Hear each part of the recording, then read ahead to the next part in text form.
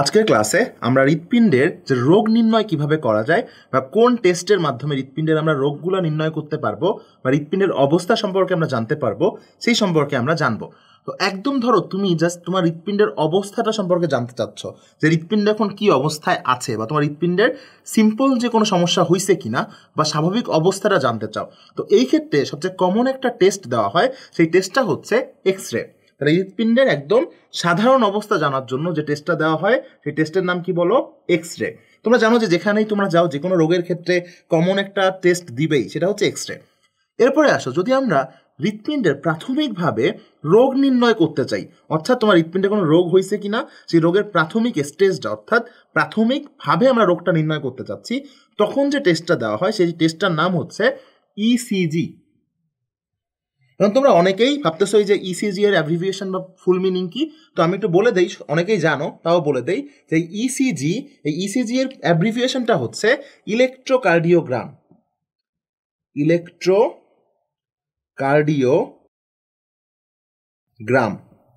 তাহলে ইসিজি এর পুরো অ্যাব্রিভিয়েশন কি বলো? ইলেকট্রোকার্ডিওগ্রাম। এই ইলেকট্রোকার্ডিওগ্রাম করার মাধ্যমে কি জানা যায়? ইলেকট্রোকার্ডিওগ্রাম করার মাধ্যমে হৃৎপিণ্ডের প্রাথমিক রোগ নির্ণয় করা যায়। এখন আসো, ধরো তোমার হৃৎপিণ্ডের কার্যক্ষমতা সম্পর্কে জানতে চাচ্ছে, এই ক্ষেত্রে তোমাকে কি টেস্ট দিবে বা কি টেস্ট ডাক্তার দিবে? হৃৎপিণ্ডের কার্যক্ষমতা জানার জন্য যে টেস্টটা দেয় সেই টেস্টটার নাম হচ্ছে ইটিটি। ইটিটি তোমাদের অনেকেরই মনে কাছে এটা নতুন লাগতেছে। সো ইটিটি এর অ্যাব্রিভিয়েশন কি হতে পারে? তো আমি যদি দেখাই দেই, ইটিটি এর অ্যাব্রিভিয়েশনটা হচ্ছে exercise tolerance test. So exercise tolerance test. এখন তোমরা খেয়াল করো তো, নাম দিয়েই কিন্তু আমরা মনে রাখতে পারবো যে এই টেস্টটা দ্বারা আসলে কার্যক্ষমতা নির্ণয় করা হয়। কিভাবে আমরা নাম দিয়েই মনে রাখতে পারবো?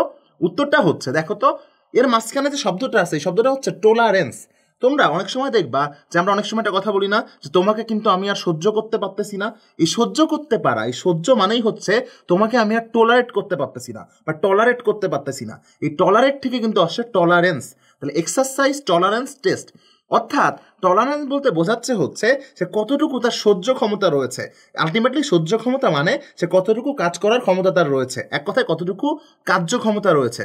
অর্থাৎ আমরা যদি হৃৎপিণ্ডের কার্যক্ষমতা জানতে চাই, কার্যক্ষমতা বলতে আমরা যখন কোনো কাজ করি তখন আমাদের এক্সারসাইজ হয় না, দেন কার্যক্ষমতা, সহ্য ক্ষমতা, টলারেন্স। একবারে আমরা মনে রাখবো এক্সারসাইজ টলারেন্স টেস্ট। তাহলে এক্সারসাইজ টলারেন্স টেস্ট বা ইটিটি দ্বারা আমরা আসলে কি জানতে পারবো? হৃৎপিণ্ডের কার্যক্ষমতা সম্পর্কে জানতে পারবো। এখন ধরো আমাকে বললো যে তোমার হার্ট ফেইলিয়ার হয়েছে কিনা, এটা আমরা কিভাবে জানবো? এর উত্তরটা হচ্ছে হার্ট ফেইলিয়ার না হওয়ার জন্য বা হার্ট ফেইলিয়ার হয়েছে কিনা এটা জানার জন্য আমাদের যে টেস্টটা করতে হবে সেই টেস্টটার নাম হচ্ছে বিএনপি। তো কি টেস্ট করতে হবে বলো? বিএনপি। এই বিএনপির অ্যাব্রিভিয়েশন যদি আমি লিখি তাহলে মনে রাখবা এটার অ্যাব্রিভিয়েশনটা হচ্ছে ব্রেইন নাট্রিউরেটিক পেপটাইড। তাহলে ব্রেইন নাট্রিউরেটিক পেপটাইড। তাহলে ব্রেইন নাট্রিউরেটিক পেপটাইড অর্থাৎ বিএনপি টেস্ট করার মাধ্যমে আমরা কি মনে রাখতে পারবো? হার্ট ফেইলিয়ার সম্পর্কে কিন্তু একটা ধারণা পাবো। আমরা মনে রাখবো কি? আমরা মনে রাখবো হচ্ছে বিএনপি টেস্টের মাধ্যমে আমরা হার্ট ফেইলিয়ার মনে রাখতে পারবো, হার্ট ফেইলিয়ার সম্পর্কে জানতে পারবো। এখন আসো, ধরো রক্তনালীতে ব্লক হয়েছে কিনা এটা জানার জন্য আমাদের কি টেস্ট করা যায়? রক্তনালীতে ব্লক হয়েছে কিনা এই টেস্ট করার জন্য আমাদেরকে কি জানতে হবে? তার আগে আমাদেরকে এটা জানা উচিত যে রক্তনালী, আসলে যে রক্তনালী, এই রক্তনালীকে আসলে কি বলে? এই রক্তনালীকে কিন্তু সাধারণত বলে এনজিও। এই এনজিও মানেই হচ্ছে কোনো একটা নালী, ঠিক আছে? রক্তনালী। এখন আসো তো, এই রক্তনালীতে যদি কোনো একটা ব্লক তৈরি হয়েছিল তখন এটার নাম কি হয়েছিল? বা এই ব্লকটাকে সারানোর জন্য আমাদের কি প্রক্রিয়া নেওয়া লাগছিল? অ্যানজিওপ্লাস্টি। তাহলে রক্তনালীতে ব্লক হয়েছে কিনা এটা করার জন্য আমাদের যেটা জানা লাগবে সেটা হচ্ছে অ্যানজিওগ্রাম। তাহলে অ্যানজিওপ্লাস্টি দ্বারা আমরা কি করছিলাম? রক্তনালীর ব্লক ঠিক করছিলাম। তাহলে ওই রক্তনালীতে ব্লক তৈরি হয়েছে কিনা অর্থাৎ অ্যানজিওপ্লাস্টি করতে হবে কিনা এটার জন্য আমাদের কি করতে হবে? কোন পদ্ধতি বা কোন টেস্টের সাহায্য নিতে হবে? সেটা হচ্ছে অ্যানজিওগ্রাম।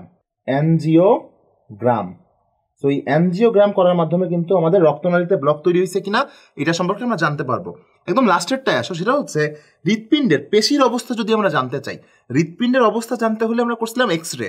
আর যদি বলা হয় হৃৎপিণ্ডের পেশির অবস্থা কি, তো স্বাভাবিকভাবে মস্তিষ্কের কোনো একটা পেশির অবস্থা জানার জন্য কিন্তু একটা জিনিস দেওয়া হয়, নাম হচ্ছে ম্যাগনেটিক রেজোন্যান্স ইমেজিং, অর্থাৎ এমআরআই। ঠিক তেমনি হৃৎপিণ্ডের পেশির অবস্থা দেওয়ার জন্যও কিন্তু, বা হৃৎপিণ্ডের পেশির অবস্থা জানার জন্যও কিন্তু যে টেস্টটা দেওয়া হয় তার নাম হচ্ছে ম্যাগনেটিক রেজোন্যান্স ইমেজিং, অর্থাৎ এমআরআই। এই টেস্টটা দেওয়া হয়। চলো আমি একবার রিভিউ করে দেই। যদি হৃৎপিণ্ডের অবস্থা জানতে চাই তাহলে যেটা ব্যবহার করা হবে এটা হচ্ছে এক্স রে। হৃৎপিণ্ডের প্রাথমিক রোগ নির্ণয়ের ক্ষেত্রে ইলেকট্রোকার্ডিওগ্রাম বা ইসিজি ব্যবহার করা হয়। হৃৎপিণ্ডের কার্যক্ষমতা অর্থাৎ ETT, exercise tolerance test. Heart failure হয়েছে কিনা এর জন্য করা হয় ব্রেইন নাট্রিউরেটিক পেপটাইড অর্থাৎ বিএনপি। রক্তনালীতে ব্লক, আমরা রক্তনালীতে ব্লক হইলে যে চিকিৎসা নেই তার নাম অ্যানজিওপ্লাস্টি। রক্তনালীতে ব্লক হয়েছে কিনা এটা জানার জন্য আমরা যেটা করবো তার নাম অ্যানজিওগ্রাম। এবং হৃৎপিণ্ডের পেশির অবস্থা জানার জন্য কিন্তু আমরা মস্তিষ্কের মতো ম্যাগনেটিক রেজোন্যান্স ইমেজিং বা এমআরআই করাবো। তো আশা করছি তোমরা আজকের ক্লাসের মাধ্যমে হৃৎপিণ্ডের রোগ নির্ণয়ের বা হৃদরোগ নির্ণয়ের প্রাথমিক ধারণা পেয়েছো।